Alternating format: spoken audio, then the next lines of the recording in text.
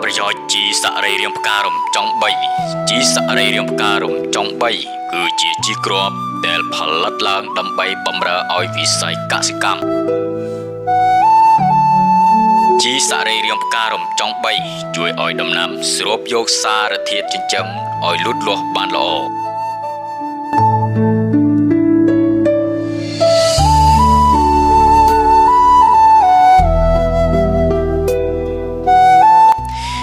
ពេលដែលយើងដាក់ជីគ្រាប់សរីរាង្គផ្ការំចុង3ចូលទៅក្នុងដីធ្វើឲ្យគ្រាប់ជីរលាយបានល្អធ្វើឲ្យដីផុសធូរបានល្អរក្សាសំណើមដីនិងបង្កើតអុកស៊ីសែននៅក្នុងដីជីគ្រាប់សរីរាង្គផ្ការំចុង3ជួយឲ្យកសិករធ្វើកសិកម្មបានជោគជ័យ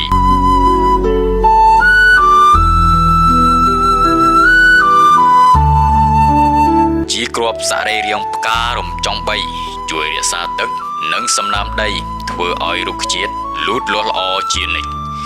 ក្រៅពីនេះ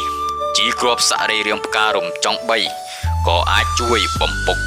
កាកសំណល់ចាស់ៗនៅក្នុងដីឲ្យពុកផុយបានផងដែរ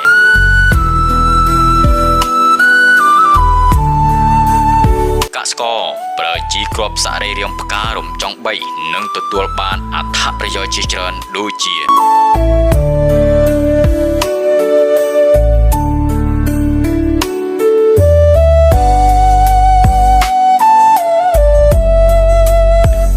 ដំណាំលូតលាស់ល្អ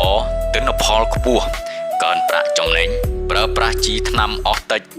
ប្រើទឹកតិចនិងចំណាយថ្លៃដើមទាប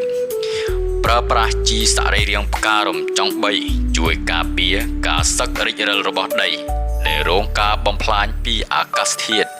ដែលធ្វើឲ្យដំណាំងាយបាត់បង់សារធាតុចិញ្ចឹមចេញពីឫស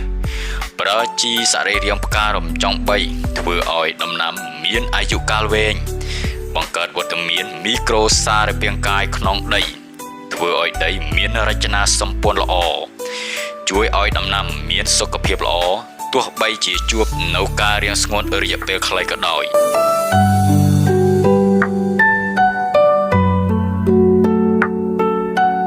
ជីគ្រាប់សរីរាង្គផ្ការំចុង3ងាយស្រួលក្នុងការប្រើប្រាស់ប្រើបានលើដំណាំគ្រប់ប្រភេទ